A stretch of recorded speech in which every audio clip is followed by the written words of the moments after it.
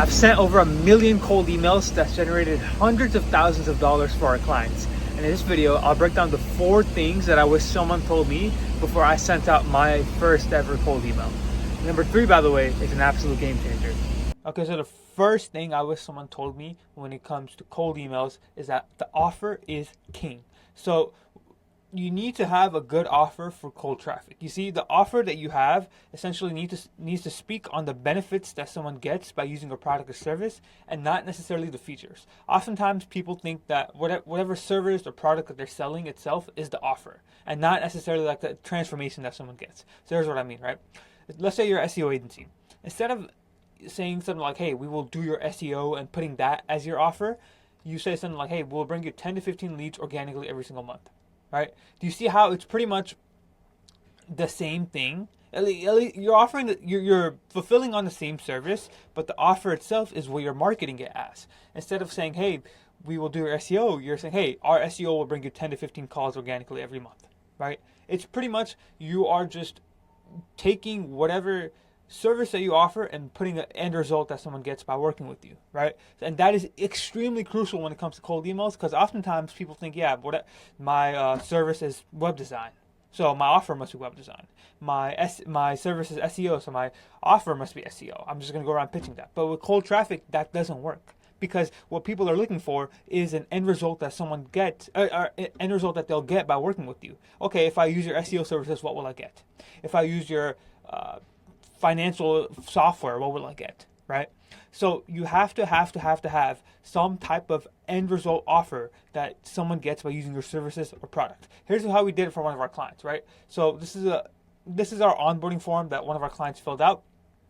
And pretty much we said, "Hey, what services do you provide?" In your own words, be as detailed as possible. They said, "Hey, we're a creative personal branding agency. We help blow up our clients on social media. We provide strategy, shooting, directing, and professional editing and distribution." Now, based off what I just told you there, if I were to send this out in a cold email, it would make no sense. Like, yeah, we help you do strategy, shooting, directing, professional editing, and distribution, right? If someone got an email like that, they'll be like, "What does that mean? Like, what does that do for me?" Right? So what we did was we took these are the services that provided, and turned it into a cold traffic offer. So instead of just saying, we do all this, we pretty much said something along the lines of, "Hey, this first email down here. Hey, with so many health and wellness brands in Miami competing for clients, what's stopping yours from becoming the top choice for customers? We can establish your brand as the leader organically using video, all in just 4 hours a month," right? And this guy essentially ended up saying, "Hey, call me," and we ended up booking a call with him for our client, right? So what I'm trying to say here is, take your services like as raw as possible. Take your services or product, write down everything that you do, and use those services or product to essentially turn it into an offer, right? Write everything down and brainstorm different ways that your services or product can be turned into an offer, right? So this is how we did it for our clients. For you, it could be something else, but do that and you will be solid. That's number 1. Offer is king when it comes to cold email.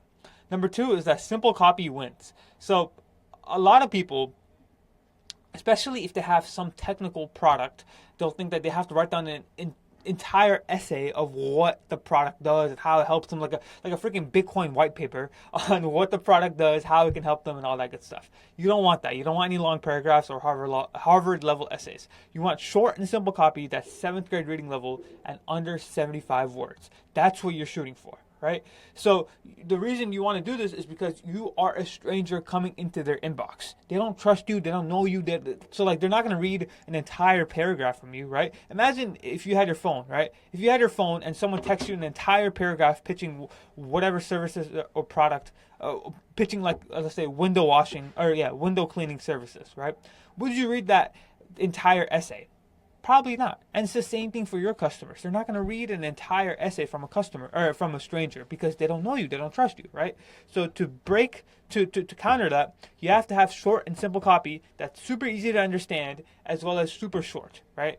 And the reason why it has to be super easy to understand is because the average reading level in American is like a 6th or 7th grade reading level. It's very, very not dumb, but very simple. So it's not necessarily entirely too complex. So to make sure that you can send out emails to everybody and make sure that anybody can read your emails, make it super simple, like 7th grade reading level. Here's what I mean, right? So this is a cold email script that one of our clients was running for his own agency, right? So you can just read it. This entire script is pretty much what he was running. I'm not going to read the whole thing, but this script was about 105 words, and in terms of actual reading level, it was fine. It wasn't necessarily anything crazy, but it just seemed a little too formal, right? Like it's like if you actually go ahead and read this, it just seems a little too formal. You have to be a little more casual here, as well as it being too long. So what we did essentially was take this script and rewrote it like this. Hey, name, came across your item, but noticed that there isn't a video that brings it to life. Customers connect with products when they see them in use and not just in photos. We've partnered with brands like this and this that showcase their products in action, create an emotional connection with their customers. Would you be open to seeing some examples we made, right? So pretty much we took whatever this was, made it a lot simpler, and made it super short, right? And what ended up happening was that this cold email campaign ended up doing pretty well for itself. It was not bad. Got 8% reply rate, 12 positive responses. Ended up booking about 5 or 6 calls. But pretty much this is we took it from this entire like formal, like formal, very thought out essay level cold email to just simple like, hey, came across your item. We can help you basically turn your item into videos. Would you be able to see some examples? Extremely casual, extremely short, and to the point. All right. So that's what we were able to do with just rewriting at a 7th grade reading level in under 75 words, right? And it ended up turning out pretty well. Now for you, it could be something different. It could be something like a little more complex depending on some if you're selling like let's say LLMs, it is a little harder, or if you're selling some type of product or software that like has more complexity, it is a little bit harder to figure out the best way to essentially market your stuff. But essentially you can just take your current copy, go to ChatGPT, tell it to write it at a 5th grade reading level, 6th grade reading level, and then add a human touch, take out some things, and you should be totally fine. But again, it really depends what you're selling. But what I will say is inside of my school community, I actually made a free guide for you. It's called 5 Cold Email Scripts to help you book 10 to 20 calls every single month that you can use instantly. That goes over the 5 best scripts that we've used, as well as many different examples and essentially the breakdown of why these scripts works, all in one document. So if you're interested, click the link below, join my free community, and you'll be able to get this guide for yourself so you can just steal these scripts to help you book more meetings, right? So that's the second thing. So simple copy wins, 7th grade reading level, 75 words, keep it very simple. The third thing is you need to protect your deliverability, right? So you do not want links or images inside your cold email, because if you have those, Microsoft and Google will think you're sending spam, right? If you've ever gotten those emails where it's like they'll send you random pictures, that's what sending out emails to thousands of people with links or images is like, right? If you have to think of it of this perspective, would you personally open a email from a stranger that has a random picture, or would you personally reply to an email from a stranger that has a random picture? You probably wouldn't. So it's the same concept for your customers.